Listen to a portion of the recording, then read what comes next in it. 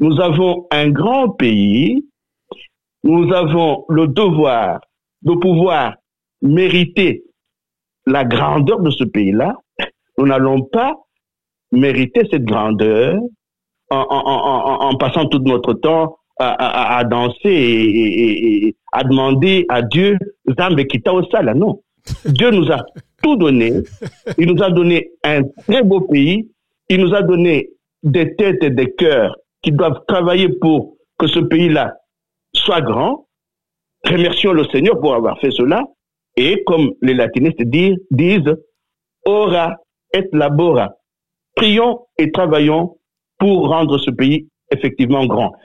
La guerre peut encore durer parce que ce n'est pas une blague. Hein. Nous luttons contre les monstres. Un monde est en train de disparaître. Un autre monde est en train d'apparaître. Un autre monde est en train de naître. Entre les deux, surgissent les monstres.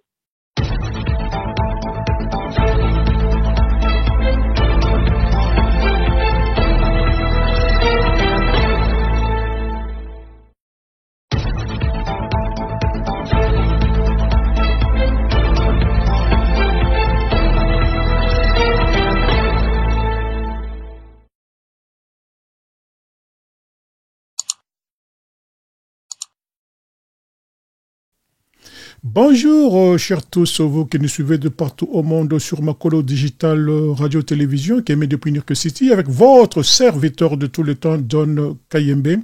Don Kayembe, dans son émission intitulée Analyse et décryptage de l'actualité africaine, congolaise et de sa diaspora, va vous entretenir dans un thème principal de ce jour, soldats rwandais sur le sol congolais et les FARDC se retirent.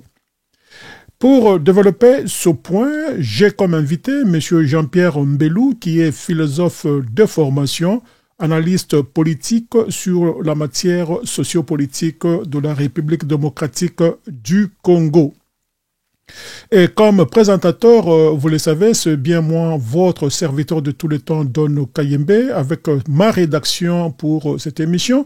La conception et la réalisation de l'émission, c'est de Makolo Digital Radio-Télévision depuis New York City.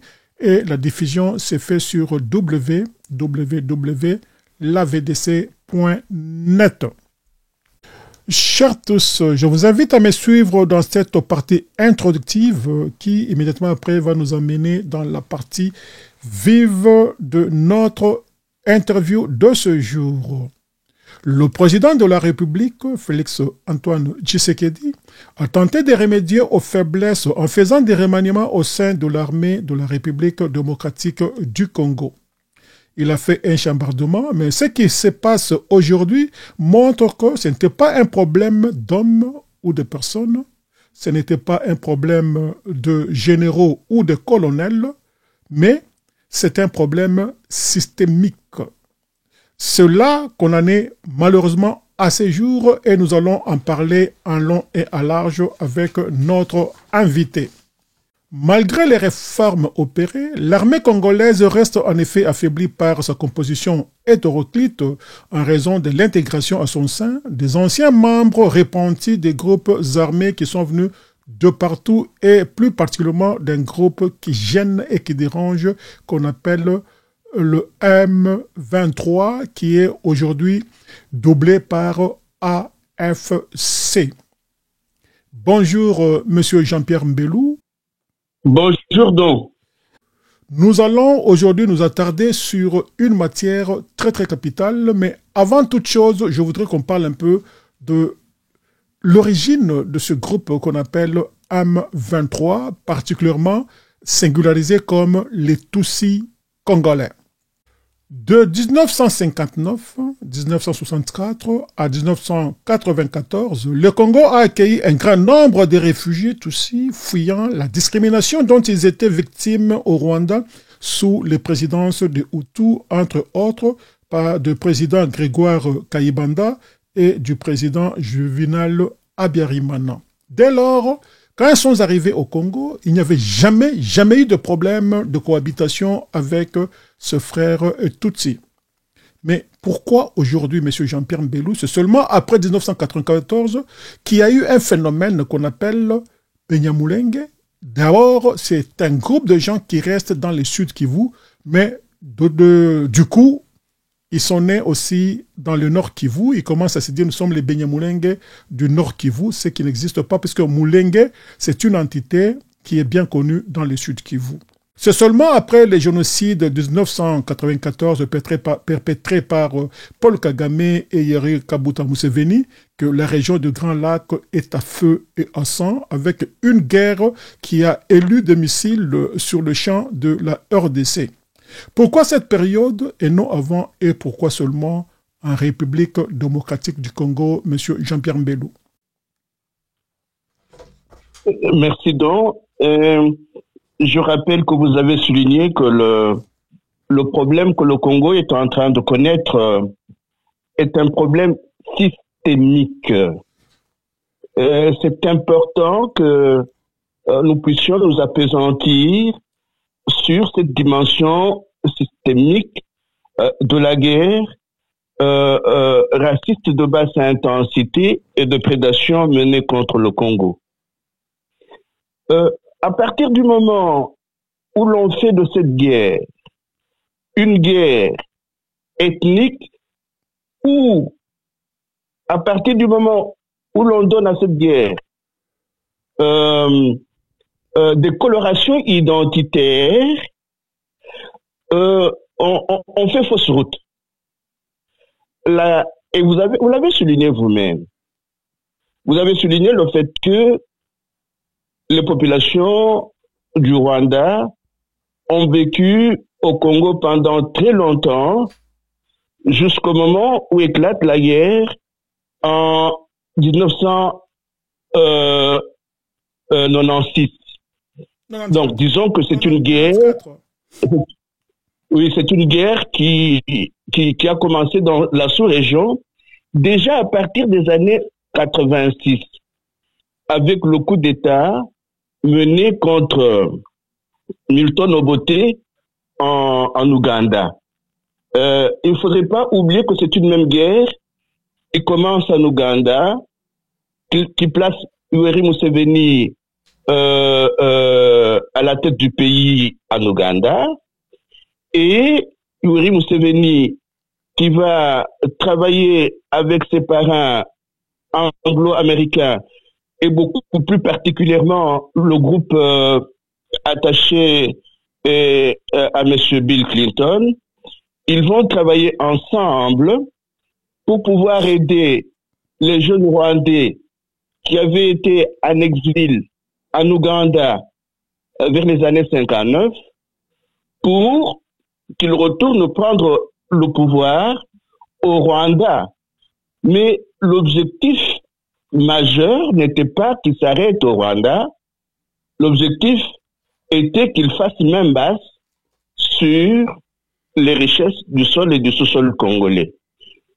Donc la guerre qui a commencé en 1986 avec le coup d'État mené contre Milton Obote s'est poursuivi jusqu'en 1990, 94, 96, 97 au Congo, 98, etc. Donc, les minorités tutsi rwandaises ont été utilisées, instrumentalisées dans cette guerre comme des proxys. D'où il est important de pouvoir enlever toute coloration ethnique, identitaire à cette guerre pour mieux la comprendre. L'identité a été instrumentalisée. Et quand nous essayons d'étudier les guerres au cours desquelles les minorités ont été instrumentalisées, on se rend compte qu'elles se déroulent à peu près de la même façon. Les minorités sont placées devant un fait accompli. Ceux qui orchestrent les guerres leur disent que si elles ne font pas attention, elles vont être exterminées et qu'il est souhaitable qu'elles puissent se mettre sous la protection des grands. Ainsi, elles pourront être protégées. Alors, quand les grands les instrumentalisent, ils les insèrent dans un projet systémique. Et pour le cas de l'Afrique des Grands Lacs, le projet, la stratégie, c'était la stratégie néolibérale. Après la chute du mur de Berlin et la fin, entre griffes, de la guerre froide, les vainqueurs, les Anglo-Américains, ont estimé, à travers la plume des messieurs comme qui a écrit La fin de l'histoire, le nom va revenir, à travers sa plume, ils estiment que le bloc communiste étant vaincu, il leur appartenait de pouvoir gérer le monde de manière unipolaire. Et la stratégie qu'ils ont utilisée à ce moment-là pour pouvoir gérer ce monde de manière unipolaire, en allant à la conquête des pays dont les richesses font partie de ce qu'ils appellent leur sécurité nationale, alors cette stratégie est dénommée le néolibéralisme. Le néolibéralisme qui est fondé sur le consensus de Washington, dont les grands initiateurs ont été, ou les deux grands qui ont mis le consensus de Washington en pratique, ont été Donald Reagan et Margaret Thatcher. C'est ainsi que les Anglo-Américains et leurs entreprises multinationales impliquées dans cette guerre ont essayé de pouvoir instrumentaliser les minorités Tutsi, que ce soit du Rwanda ou de l'Ouganda, pour pouvoir arriver jusqu'au Congo, s'accaparer des matières premières stratégiques, mais aussi chercher à travailler avec ces minorités pour qu'elles puissent occuper les terres congolaises, les minorités qui avaient aussi leur petit projet, celui de pouvoir constituer l'empire Ima-Tutsi. Le projet qui n'est pas du tout mort parce que ils tiennent jusqu'à ce jour à pouvoir impliquer une partie de l'Est du pays, du Congo, dans leur empire qui s'étendrait de l'Ouganda, du Rwanda, du Sud-Soudan, du Kenya, et qu'ils constituent, qu'elles constituent ces minorités, qu'elles puissent constituer leur empire Ima-Tutsi.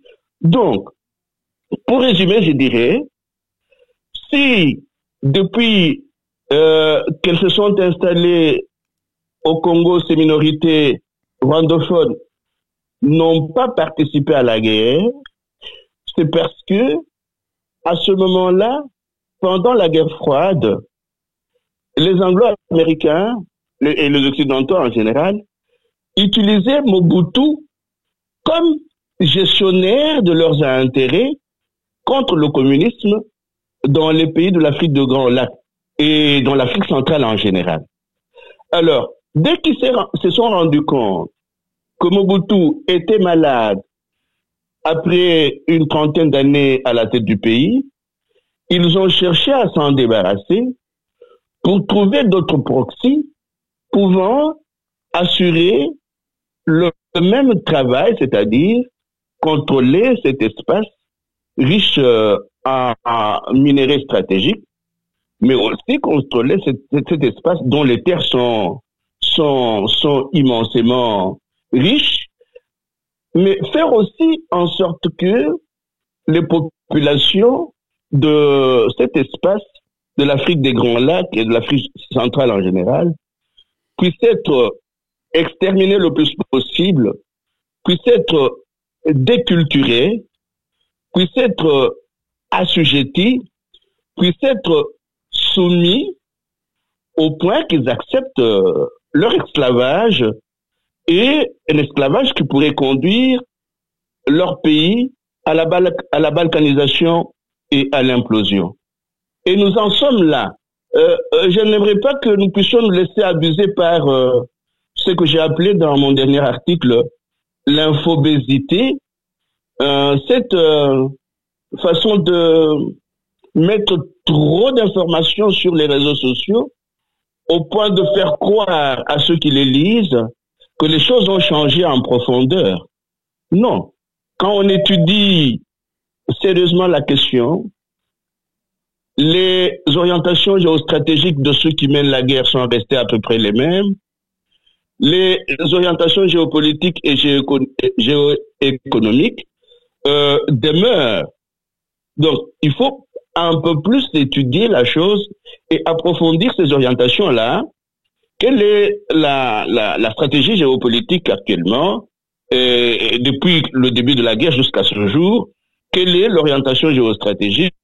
Quelle est l'orientation géoéconomique? C'est en approfondissant ces questions-là que les Congolais arriveront à mettre fin à cette guerre de prédation et de basse intensité. Et non pas à commenter, à inventer, à se limiter aux questions identitaires. Les questions identitaires n'ont rien à voir, en dehors de leur instrumentalisation, n'ont rien à voir avec la pratique néolibérale et l'instauration de l'ordre cannibale du monde au cœur de l'Afrique. Mais malheureusement, il n'y a pas beaucoup de Congolais qui arrivent à cette approche systémique de la chose. On est dans la petite lutte entre les individus. On met trop l'accent sur les tribus et les ethnies, et ce faisant, on passe à côté de la question essentielle que vous avez soulignée dans votre introduction, le problème systémique. Et quand je parlais par exemple de l'instrumentalisation des minorités, je faisais allusion au livre d'un Canadien, un Américain naturalisé canadien ou un Canadien naturalisé américain, Peter Scott, qui a écrit un livre magnifique, La machine de guerre américaine, la politique profonde, la CIA, la drogue, l'Afghanistan. Quand vous lisez ce livre, vous vous rendez compte que l'ethnie Tutsi n'est pas la première à être instrumentalisée par les mondialistes et les globalistes anglo-américains. Non, ça fait partie de leur stratégie de guerre quand ils tiennent à pouvoir contrôler les matières premières stratégiques, et je le répète encore une fois, parce que ces matières premières stratégiques, le gaz et le pétrole, font partie, ou ont fait partie depuis longtemps, de ce qu'on appelle leur sécurité nationale. Sécurité nationale, contrôle des matières premières stratégiques, du gaz et du pétrole, contrôle du marché en général, en édictant les lois liées au consensus de Washington, entre autres les 3 lois que sont la déréglementation, la privatisation et la libéralisation, et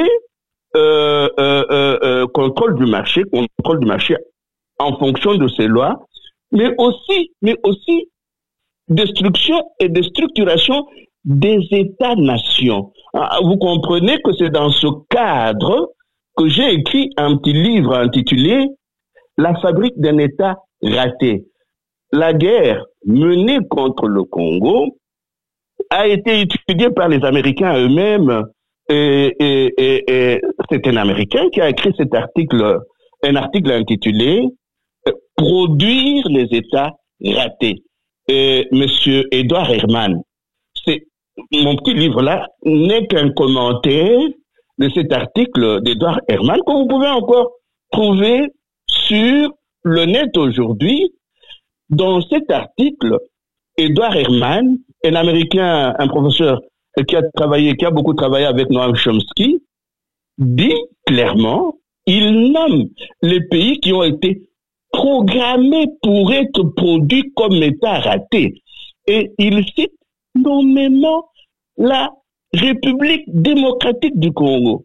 Alors, donc, quand on n'a pas fait ce travail intellectuel, on va se limiter à dire c'est parce qu'un tel n'a pas bien fait son boulot, c'est parce que... Non, une guerre qui dure plus de 30 ans maintenant, on doit pouvoir en étudier les origines, mais en profondeur, en étudier les origines de manière systématique et systémique.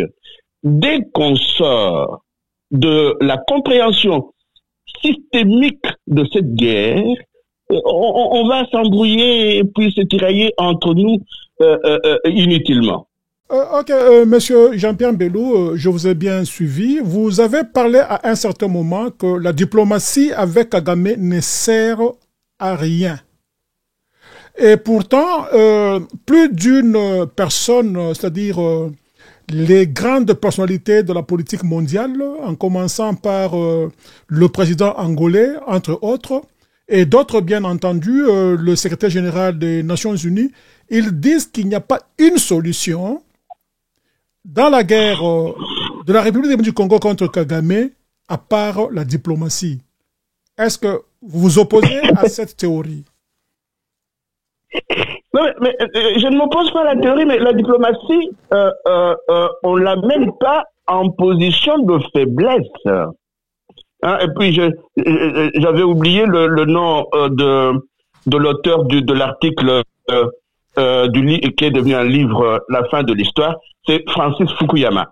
Donc, le problème, c'est lequel? Vous avez, j'insiste sur le fait que vous ayez souligné que le problème qui se passe dans notre pays est un problème systémique. Mmh. Et le système qui gère notre pays après la chute du mur de Berlin et la fin de l'URSS est nommé le système néolibéral, qui est, jusqu'à ce jour, un ordre cannibale du monde. Cet ordre cannibale du monde a ses penseurs, ses concepteurs. Cet ordre cannibale du monde a ceux qui essayent de le mettre en pratique. Et puis, cet ordre cannibale du monde a ses nègres de service et ses petites mains. Donc, si vous voulez négocier avec ceux qui ont orchestré la guerre, à quoi sert-il d'aller négocier avec les sous-fifres, avec les proxys? Parce que les proxys et les sous-fifres ne sont que des exécutants. C'est faire fausse route.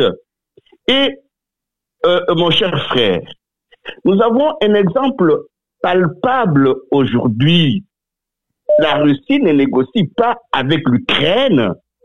La Russie négocie avec l'État qui est au-dessus, qui a été pendant longtemps au-dessus de l'OTAN, même si Trump maintenant est en train de pouvoir brouiller les cartes. La Russie va négocier avec les États-Unis. Pourquoi?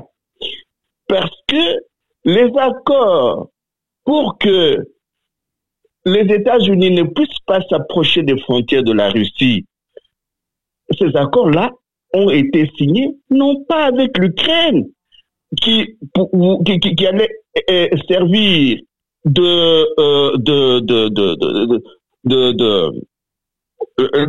qui allait être le pays poussant à ne pas respecter ces accords-là, mais les accords ont été signés entre les États-Unis et l'URSS.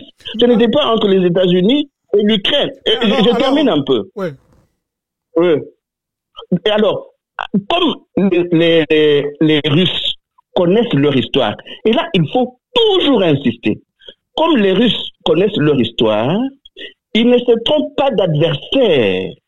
Ils vont négocier avec ceux qui ont refusé de pouvoir respecter les accords et qui ont entretenu et le coup d'État qui a eu lieu à Maïdan en 2014 et qui a conduit à ce qui est en train de se passer. Entre autres, je ne dis pas que c'est l'unique élément. Vous voyez?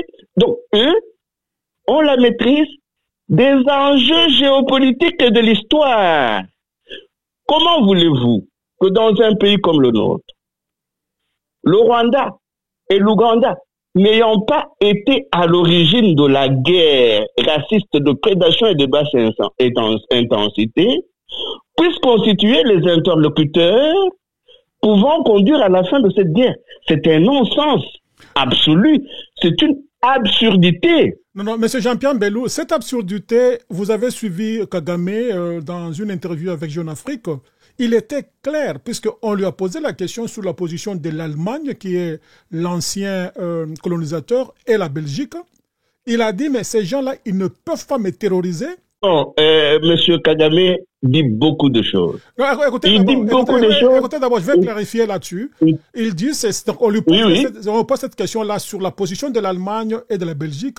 Il a répondu par un exemple. Là, j'ai lu, il a donné un exemple d'une femme qu'on devrait tuer. On a dit, tu choisis comment tu vas mourir.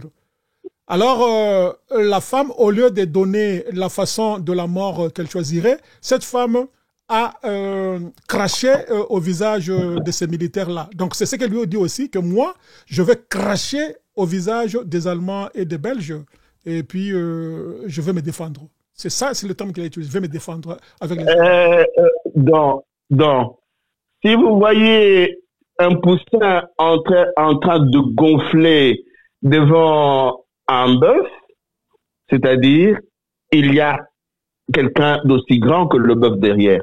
Et n'oubliez pas l'histoire de la guerre.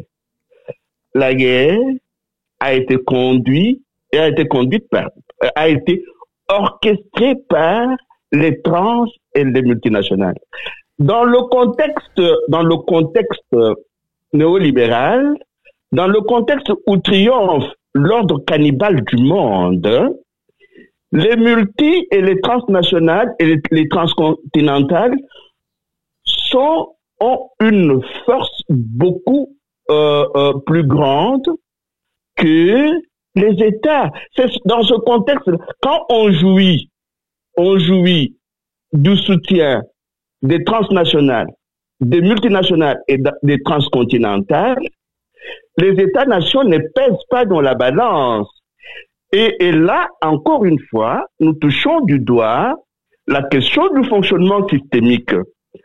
Le fait économique est au-dessus du fait politique. C'est ça que nous ne comprenons pas au Congo. Nous ne comprenons pas que jusqu'à ce jour, le fait économique domine le fait politique. Et que les politiques sont souvent utilisés comme les petites mains du marché néolibéral. On se dispute inutilement parce que la question systémique n'est pas approfondie. Se disputer, et la plupart de ceux qu'on considère comme acteurs politiques au Congo, ce sont des acteurs apparents. Ce sont les petites mains de l'ordre cannibale du monde. C'est ainsi que ils sont toujours disposés à pouvoir coaliser avec les terroristes et les escadrons de la mort. Pourquoi? Parce que ils sont les petites mains de l'ordre cannibale du monde. Tant qu'on n'aura pas compris cela, on peut même perdre ce pays-là. On va dire, c'est la faute à X, c'est la faute à Y, mais on va oublier que nous n'avons pas pris le temps de pouvoir maîtriser le fonctionnement systémique du monde et surtout la façon dont le néolibéralisme, avec les les multinationales et les transcontinentales, a réussi à enlever tout le pouvoir aux États-nations pour que les gouvernants puissent être des petites mains, puissent être à leur service. Il y a un livre de Jean Ziegler. Jean Ziegler a publié l'année dernière un livre intitulé « Où est l'espoir ?» Lui qui a travaillé pendant longtemps aux Nations Unies, il explique simplement ces choses-là. Il dit, vous pouvez avoir un gouvernement, ce qu'on appelle par exemple la bonne gouvernance. Mais la gouvernance, c'est quoi? C'est la fin des États-nations pour que triomphent les règles du marché. Donc, moi, je suis content que ce soir, vous ayez commencé votre émission en faisant allusion aux problèmes systémiques. Dans un monde où une seule idéologie néolibérale triomphe, les États n'ont pas de poids vis-à-vis des entreprises multinationales, transnationales, transcontinentales, que Noam Chomsky dénomme dans l'un de ses livres les maîtres du monde. Ok, Monsieur Jean-Pierre Mbelou, y a-t-il vraiment une explication à donner sur la façon dont le Rwanda et le M23 AFC avancent irrésistiblement sur le terrain des guerres comme un couteau qu'on fonce facilement dans du beurre? L'on parle de l'infiltration dans la FARDC des Rwandais. Est-ce la seule raison pour cette faiblesse de la FARDC? Encore une fois, le fonctionnement systémique. Qui finance le M23? Qui finance l'armée rwandaise? Je ne sais pas si vous avez suivi ce qui s'est passé il y a quelques jours au Parlement européen. Deux députés, au moins deux députés, un député français, Thierry Mariani, est revenu à plusieurs reprises sur les accords d'exportation des matières premières stratégiques signés entre l'Union européenne et le Rwanda. Marc Botenga est revenu sur la même question et Dieu merci, il y a eu dernièrement une rencontre au niveau de l'Union européenne pour plancher sur ces accords. Donc, n'oublions pas le financement de ceux qui mènent la guerre dans l'Afrique des Grands Lacs. Le Rwanda est un petit pays pauvre qui ne peut pas tenir dans une guerre contre le Congo pendant plus de 30 ans. Ce n'est que du bon sens. En réfléchissant du point de vue du bon sens, on ne peut pas comprendre cela. Vous savez que quand M. Corneille Nangaa a commencé, a rejoint le Rwanda et le M23, il a dit lui-même qu'ils ne peuvent pas s'engager dans cette aventure-là sans des soutiens extérieurs. C'est clair et net. Alors, vous ajoutez à cela le fait que, avec les phénomènes de brassage, de mixage et de réinsertion, l'armée congolaise a été infiltrée à tous les niveaux, et même les services secrets congolais ont été infiltrés. J'ai suivi l'un des compatriotes de la partie est de notre pays, qui connaît cette guerre de plus près et qui a évoqué deux principes sur lesquels Kagame essaye de travailler pour entretenir cette guerre. Le principe de la sécurité, le principe de la sécurité de son pays. Il voudrait, il souhaite, il fait tout son possible pour que les généraux, il a fait tout son possible pour que les généraux, certains officiers de l'armée nommés à l'est du pays, puissent l'être avec son accord, parce qu'il voudrait assurer la sécurité de son pays à partir de l'extérieur de son pays, et cet extérieur, c'est le Congo. Il y a la sécurité en approvisionnement en matières premières, donc il voudrait, encore une fois, contrôler cet espace-là pour être approvisionné en matières premières. Mais encore une fois, Kagame n'est qu'une petite main, n'est qu'un sous-fifre, n'est qu'un panthère. Et est-ce que vous savez que lui-même, Kagame, l'a avoué un jour en disant, il faut suivre ce monsieur-là sur le temps long. De temps en temps, on peut le suivre. Il a dit une chose aujourd'hui, demain, on ne le suit pas, et après-demain, on ne le suit plus. Et on va le suivre 3-4 ans après. On a oublié ce qu'il... Kagame lui-même a dit, vous dites que nous prenons les matières premières au Congo, mais toutes ces matières premières passent par ici pour aller ailleurs. Il l'a dit lui-même. C'est ça. Et dernièrement, il avait oublié, il savait même plus que son armée est au Congo.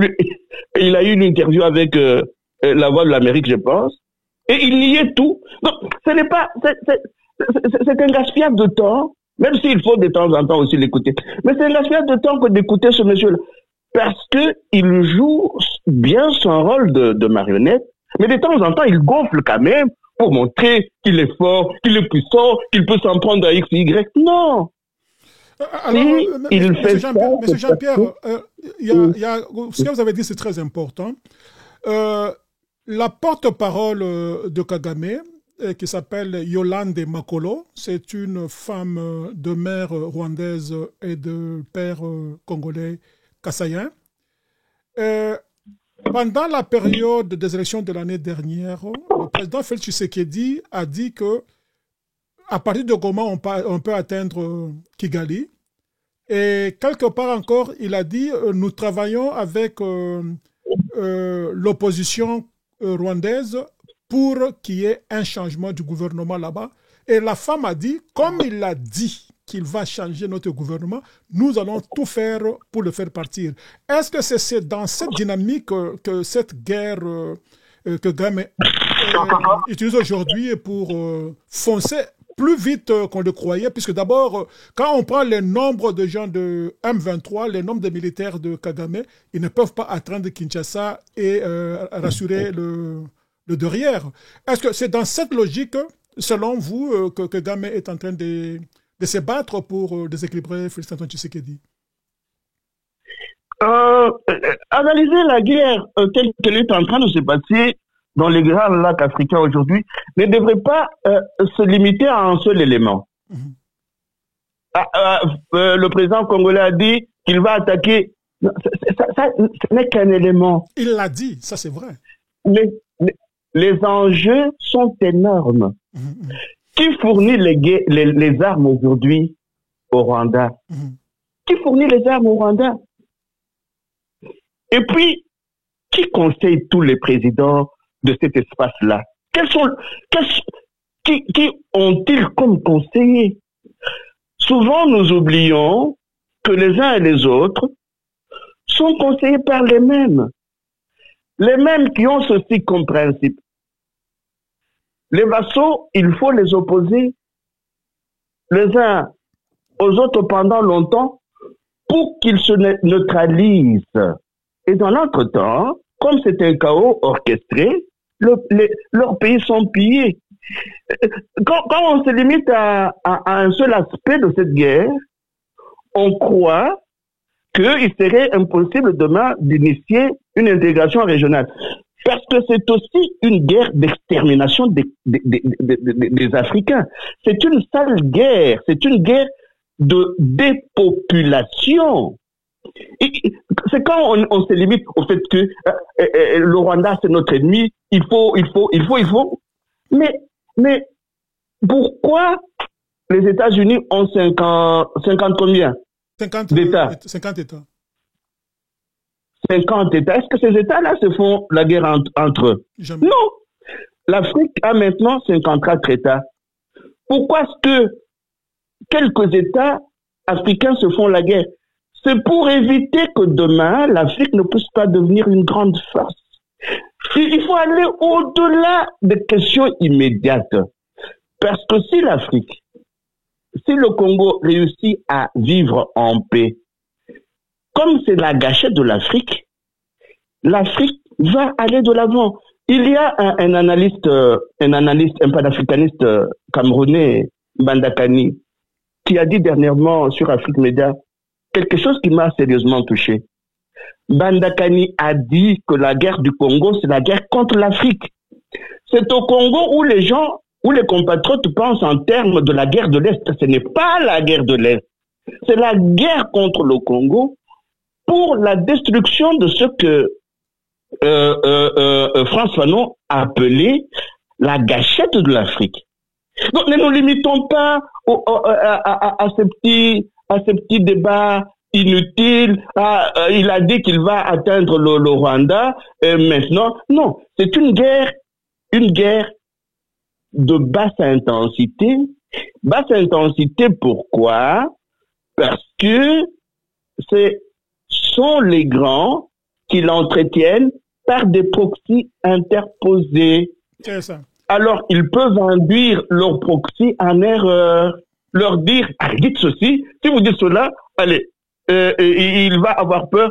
Alors, on dit à l'autre, s'il ose dire cela, alors, on s'attaque perpétuellement parce que il y a, Brzezinski avait enseigné une petite théorie à Jimmy Carter sur les vassaux, et je pense que c'est Noam Chomsky qui a mis ce principe-là dans son livre intitulé La doctrine des bonnes intentions. Dans la doctrine des bonnes intentions, il reprend la théorie que Brzezinski avait partagée à Jimmy Carter. Il lui disait, face aux vassaux, il faut éviter qu'ils puissent coaliser. Il faut éviter le plus possible que les vassaux puissent coaliser. Il faut entretenir les guerres entre les vassaux pour les convaincre que leur sécurité dépend de nous. Mais, cette époque, je ne jure pas en disant que ce que je vais avancer maintenant comme hypothèse ne peut pas être remise en question après. Mais cette époque semble révolue. Et c'est ça que les politiques, ou ce que nous considérons encore comme les politiciens, certains politiciens africains des Grands Lacs n'ont pas compris. Avec l'avènement de Trump, il se pourrait que la politique protectionniste ne fonctionne pas de l'extérieur.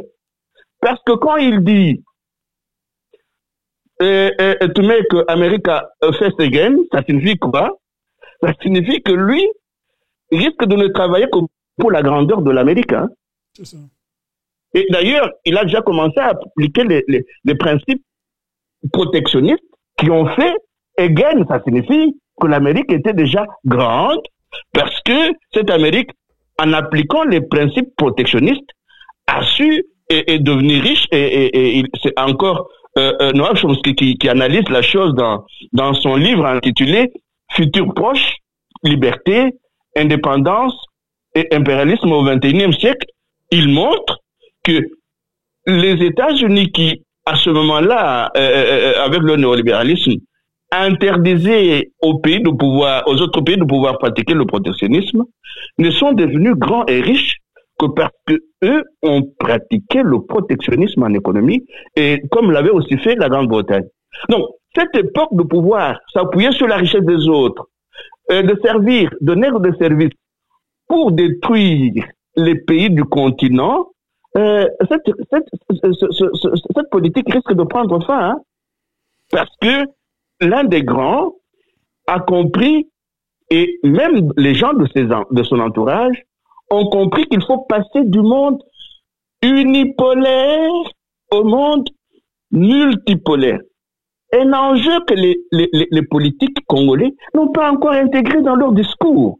Ils sont encore là en train de se disputer le gâteau. Ils considèrent leur pays comme un gâteau. Ah, il faut que j'ai ma part. Mais le passage du monde unipolaire au monde multipolaire va être une lutte contre le système néolibéral. Et beaucoup de pays ont déjà compris cela. Oui, sauf les politiques congolais qui estiment qu'ils doivent encore continuer à se battre pour défendre les intérêts des grands et qu'ils doivent le faire comme des petits larbins, comme des marionnettes, comme des sous-fifres. Voilà. Oui, Jean-Pierre Bello, merci beaucoup. Alors là, nous continuons. J'ai encore une autre question. Enfin, je ne sais pas comment vous allez encore vous en prendre. Faisant suite à la situation délétère dans l'est de la République démocratique du Congo, spécialement sur la confusion de la prise de la ville de Bukavu par les Rwandais sous couvert de M23 AFC, le président Félix Tshisekedi a écourté sa visite en Allemagne. Il ne s'est même pas rendu au sommet de l'OEA à Addis Abeba. Il s'est fait représenter par sa première ministre, Madame Judith Suminwa.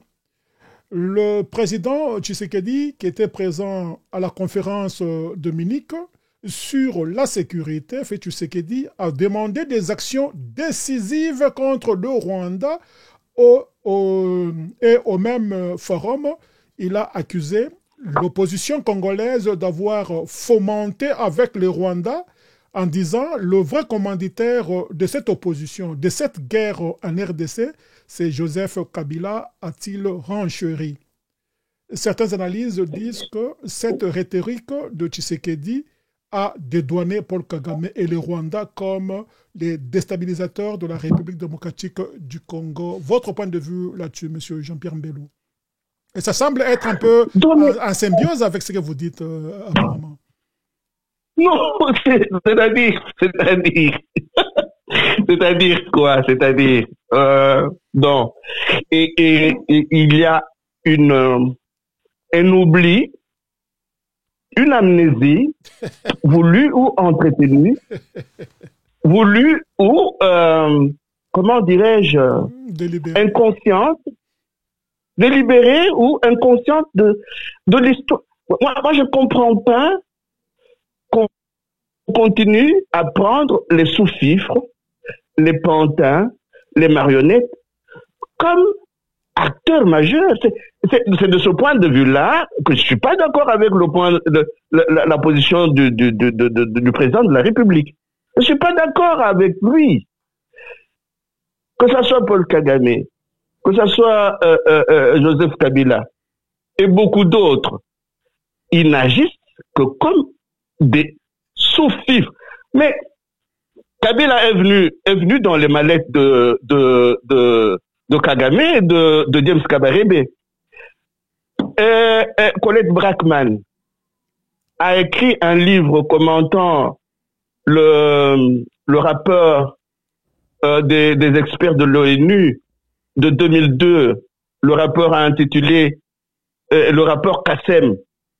Colette Brackman est partie de ce rapport et de beaucoup d'autres informations pour écrire un livre intitulé Les nouveaux prédateurs. Mais le sous-titre du livre, c'est lequel? Politique de puissance en Afrique. Mais les nouveaux prédateurs sont au service de puissance en Afrique. Pourquoi est-ce qu'on perd de vue cette ligne de lecture-là? Faudrait pas perdre de vue cette ligne de lecture. Dans les livres, en vous citant certains livres ici, il y a toujours des sous-titres qui viennent expliciter les titres. J'étais cité par exemple Carnage, c'est le titre.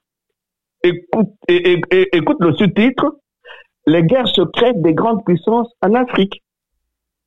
Voilà. Il y a impunité. Pourquoi Florence Hartmann écrit un livre, Paix et châtiment, sous-titre, les guerres secrètes de la politique et de la justice internationale. Mais puisque ces deux livres sont le résumé de tout ce qui se passe. Voilà pourquoi je me bats contre l'infobésité qui ne permet plus aux Congolais de retourner aux livres pour approfondir ce qui y a été écrit. Nani, la patronne de Florence Hartmann, Carla Deponte, mais on la chasse parce que elle croit qu'elle doit se battre au tribunal pénal international. Si ceux qui sont venus dans les mallettes de Kagame peuvent gonfler, c'est parce qu'ils bénéficient de l'impunité depuis le début de la guerre jusqu'à présent. Et le Congo avait prévu un processus. Au sortir de Sun City, le Congo avait prévu qu'on puisse instaurer une commission dénommée vérité et réconciliation. Cette commission a été mise en place, mais elle n'a jamais fonctionné. Pourquoi? Parce que la vérité faisait peur. La vérité sur cette guerre faisait peur, parce que les nouveaux prédateurs avaient infiltré les institutions du pays. Voilà le mal. Le mal est aussi parti de là, même si on peut déjà remonter, on peut aussi remonter à 1885. Mais si nous nous étions laissés aider par les Sud-Africains qui avaient fait fonctionner leur commission Vérité et Réconciliation en 2003, après Sun City, peut-être qu'on aurait mis les criminels hors d'état de nuire. Mais nous avons fait des criminels, des nouveaux prédateurs, les responsables des institutions. Ils en ont profité pour s'enrichir. Et maintenant, avec cet argent, ils reviennent vous faire la guerre et vous les voyez, eux, qui ne sont que des sous-fifres, qui ne sont que des pantins de l'ordre cannibale du monde. Et j'aime beaucoup cette expression utilisée par Jean Ziegler, parce que c'est un ordre cannibale.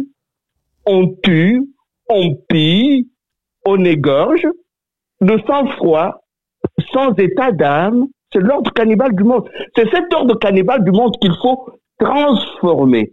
Si on change cet ordre cannibale du monde, les choses pourraient petit à petit bien marcher. Mais tous les commentaires que l'on fait, sans attaquer, sans s'en prendre aux fondamentaux, aux principes majeurs de l'ordre cannibale du monde, oui, ce sont des analyses qui peuvent nous amuser à un certain moment donné, mais elles ne vont rien changer. Il faut transformer le système. Il faut sortir, pas le transformer, mais il faut rompre, sortir du système. Et il y a des pays qui essaient déjà et ça marche. Le Venezuela essaie et ça marche, malgré les difficultés. Les pays de l'AES essaient et ça marche. Ils ont compris ce qu'il nous faut, c'est rompre avec l'ordre cannibale du monde. L'Afrique du Sud elle-même essaie, et dernièrement, elle a osé mettre en pratique une loi agraire pour donner des terres aux Sud-Africains qui n'en avaient pas. Voilà comment, petit à petit, elle est en train de sortir, de rompre avec l'ordre cannibale du monde. Mais ils ont des problèmes sérieux avec les États-Unis. Ils ont des problèmes sérieux avec les États-Unis à cause de cette loi-là. Oui, mais Ramaphosa a rappelé... Nous avons vécu ça avec Zimbabwe, mais c'est le calvaire maintenant au Zimbabwe. Oh oui, mais mieux vaut le calvaire en étant souverain chez soi que la soumission en étant esclave. Hein. C'est les pays aujourd'hui qui ont compris que le monde est en train de marcher vers un ordre multipolaire et on accepte de pouvoir affirmer leur souveraineté et de s'allier avec d'autres pays. Parce que quand nous parlons de l'Afrique du Sud, n'oublions pas que c'est des membres fondateurs des BRICS. Hein. Et les BRICS aujourd'hui, ce n'est pas n'importe quoi. Hein. Non, c'est n'importe quoi puisque... Voilà la direction. Voilà la direction que le Congo devrait prendre. Rejoindre Jean-Pierre, les États civilisés. Restons d'abord dans les sujets, puisque l'histoire des BRICS, c'est une histoire... Oui, d'accord, ok. C'est une histoire, c'est une mayonnaise qu'il ne faut pas prendre. Alors, parlons maintenant du dernier point de notre mission d'aujourd'hui. Parlons enfin du dialogue et de la poursuite de guerre, puisque pour les uns, ils disent que le dialogue n'est pas opportun, il faut continuer avec la guerre et faire assujettir Kagame par la force, puisqu'il ne peut comprendre que le langage de la force. Maintenant, la question à vous, monsieur Jean-Pierre Mbelou, c'est est-ce que vous êtes dans la logique de princes de l'Église catholique, c'est-à-dire les messeigneurs qui sont sur terrain actuellement, accompagnés par les pasteurs et évêques des églises du Christ au Congo, d'un côté. De l'autre côté, nous avons la famille politique du chef de l'État et une grande frange de peuple congolais qui s'oppose à la démarche d'une quelconque négociation ou la mise en commun de toutes les factions qui sont en train de se battre pour faire taire les armes une fois pour toutes. De quel côté êtes-vous et pourquoi? Et rappelons d'abord les principes. Les principes du droit international, même si il n'est plus tellement respecté, c'est le respect des frontières, oui. L'intangibilité des frontières, le respect de l'intégrité territoriale des pays, et puis le respect de leur souveraineté. La charte de l'ONU consacre l'égale souveraineté, la non-ingérence dans les affaires intérieures des États tiers. De quel droit Kagame peut-il se permettre d'avancer certaines hypothèses selon lesquelles il vient régler les questions congolaises à l'intérieur du Congo? Pourquoi le Rwanda de Kagame a-t-il franchi, au vu au su de tout le monde, les frontières du Congo en allant à l'encontre des principes consacrés par le droit international et même par la charte de l'ONU? De quel droit? Encore une fois, mon cher frère, nous retournons au problème systémique. Le néolibéralisme avait comme objectif de détruire les États-nations. Donc, M. Paul Kagame, le M23 et l'AFC et leurs alliés participent de cette lutte contre les États-nations. Moi, respectant le droit international et la charte de l'ONU, je ne peux pas accepter que ce droit et que cette charte soit violée. Et que j'ai demandé... Vous l'avez dit, elle n'est pas respectée, M. Jean-Pierre Mbelou, elle n'est plus respectée, mais parlons maintenant de la réalité sur le terrain. Ce que vous dites là, c'est la théorie. Mais la réalité, voilà comment moi, je l'aborde.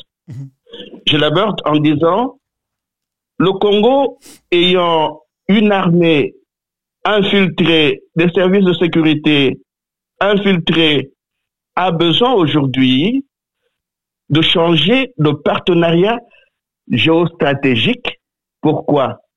Pour que dans un premier temps, il mette fin à ses incursions sur son territoire. Amène-nous la situation à la fin, je comprends. Mais maintenant, ma question à vous, c'était négociation et guerre. Oui. Maintenant, il y a deux partis. Il y a deux églises... Non, je n'aime pas prendre position c'est la démarche qui s'est faite, M. Jean-Pierre, c'est la position actuelle, on doit en parler. C'est la position actuelle, il faut en parler. Non.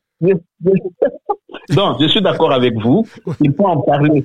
Mais je n'en parlerai pas, en faisant fi de l'histoire.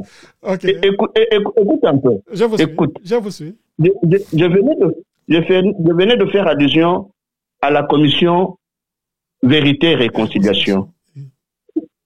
Comme nous avons loupé cette occasion-là, vouloir créer un pacte social après que la vérité n'ait pas été faite sur la guerre depuis une trentaine d'années, c'est passé à côté de la plaque. Cela d'autant plus que, même si c'est dit du bout des lèvres, hein, tous les pays qui ont quand même été sensibilisés à cette question, j'ai dit, même si c'est dit du bout des lèvres, tous les pays ont demandé que le Rwanda puisse être sanctionné. Tous les pays ont exigé que le Rwanda se retire du territoire congolais. Ils n'ont pas demandé qu'on aille négocier. Mais il y a eu un renvoi au processus de Luanda et de Nairobi. Et puis, j'ai lu un texte des évêques des églises d'Europe, une commission des évêques européens a demandé qu'on puisse sanctionner les pilleurs des richesses des ressources naturelles du Est-ce Congo. qu'une sanction peut donner Alors, une solution? je me poserai la question de savoir, oui. Une sanction peut vraiment amener une solution à une guerre. Une sanction. C'est ce que moi Non, je comprends. voilà pourquoi moi j'ai fait une proposition. Je dis, tout cela, c'est du bluff. Mhm. Ce qu'il faut, c'est changer le rapport des forces. Avec quelle armée, M. Mbelou? Oui, mais voilà pourquoi j'avançais dans ma proposition en disant, en trouvant dans notre monde actuel des pays pouvant soutenir le Congo pour qu'il en finisse avec cette guerre. Et ces pays existent. Le Mali, le Burkina Faso et le Niger en ont trouvé. Ils ont leurs problèmes sérieux eux-mêmes. Ils n'ont pas terminé avec leurs problèmes sérieux jusque-là. Ce n'est pas un problème. À mon avis, ce qu'il faut, c'est d'abord mettre tous ces ennemis en dehors de notre pays. Cela ne signifie pas que les problèmes seront terminés. Sans un renversement du rapport des forces, on peut négocier, on peut sanctionner, rien n'adviendra. Absolument. Renverser les rapports de force, c'est-à-dire mettre... Vous voyez, tu vois dans ce qui s'est passé dernièrement, c'est quoi? Mm-hmm. Nos populations se sont mises debout partout au pays dans la diaspora sans le mot d'ordre des partis politiques. Je ne sais pas si tu l'as remarqué. Absolument. Presque partout, les populations congolaises se sont mises debout pour dire non à la violation de l'intégrité territoriale, oui à la souveraineté du Congo.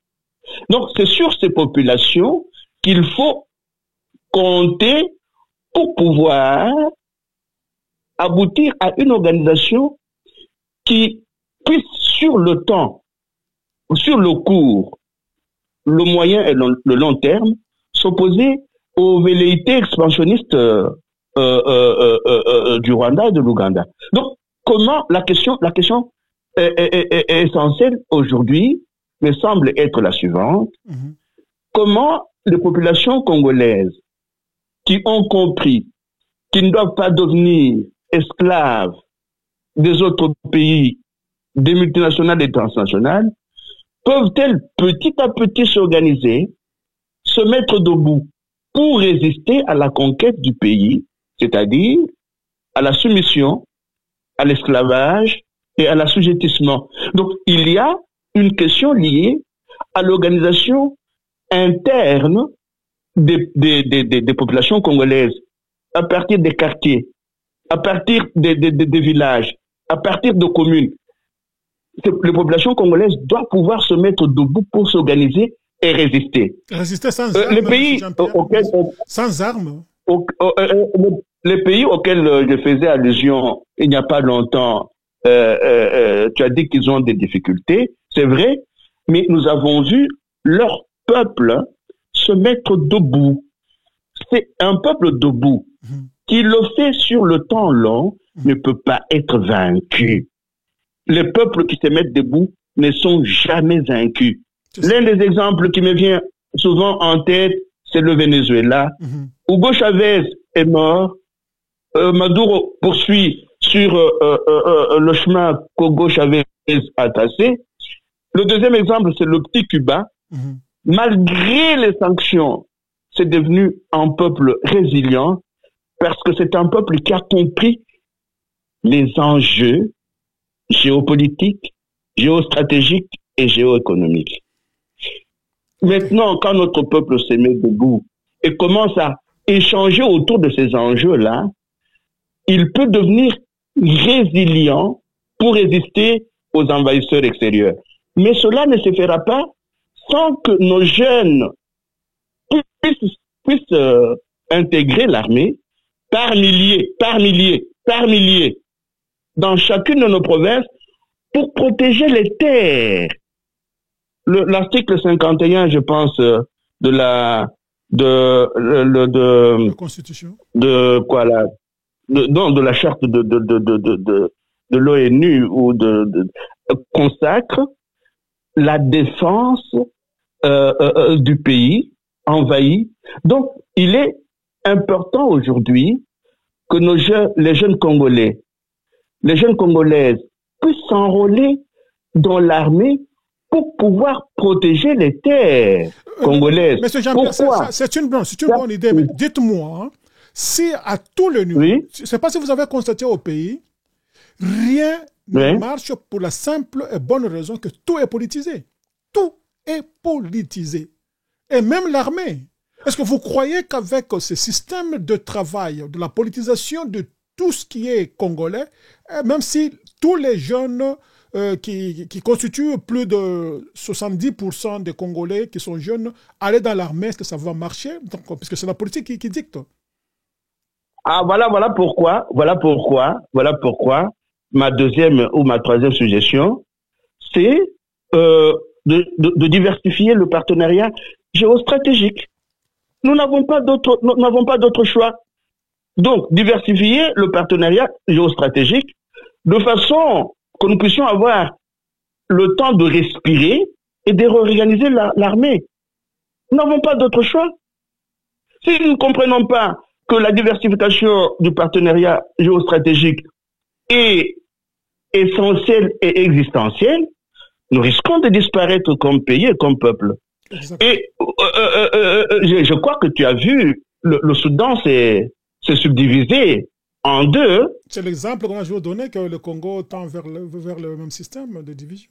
Et Barack Obama avait dit en son temps qu'il voulait nous aider comme ils ont aidé le Soudan. Donc, c'était tout dire. Hein? C'est ça. C'était tout dire.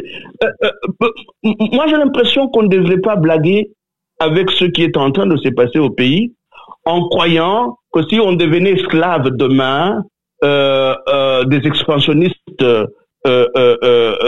du pays de mille collines, sera... donc, le Congo est en train de connaître sa traversée du désert. Et le danger quand on traverse le désert, c'est quoi? C'est de penser aux marmites de viande de l'Égypte.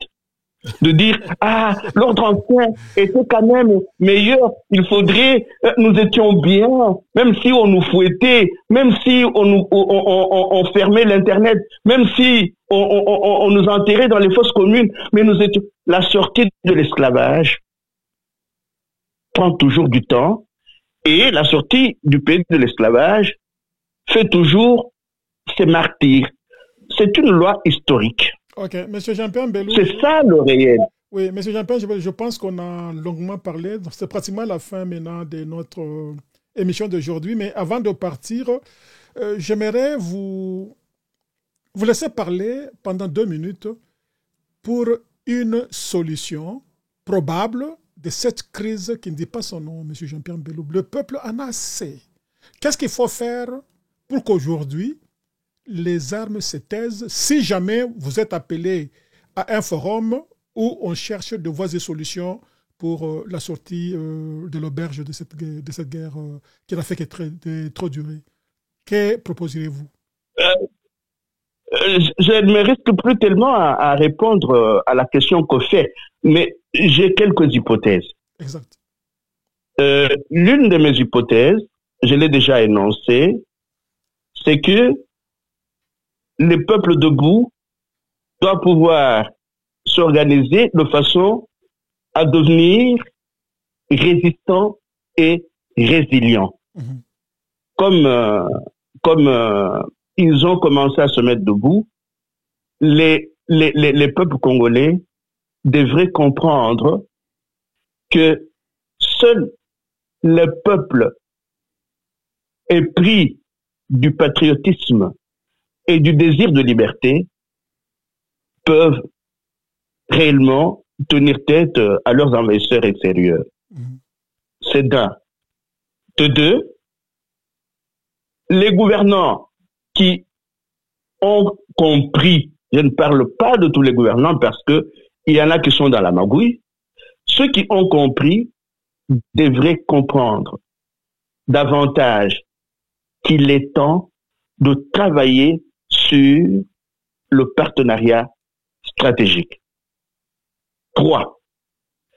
s'il est encore possible de trouver chez nous un minimum de justice pour mettre hors d'état de nuire les corrompus, que ce soit dans l'administration, que ce soit dans le gouvernement, que ce soit dans la police ou l'armée, que cela se fasse sans un minimum de justice, sans un minimum de vérité sur ce qui est en train de se passer dans notre pays, sans un minimum de ce que j'appelle, avec Jean-Marc Ferry, l'éthique reconstructive, c'est-à-dire une éthique qui soit à la fois une éthique de responsabilité, en essayant de punir ceux qui ont été impliqués dans la descente du pays aux enfers jusqu'à ce jour, de punir, mais aussi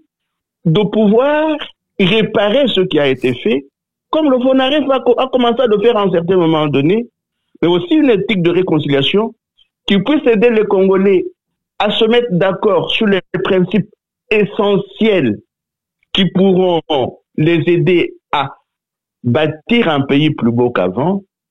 Sans cette éthique reconstructive, le pays n'ira nulle part.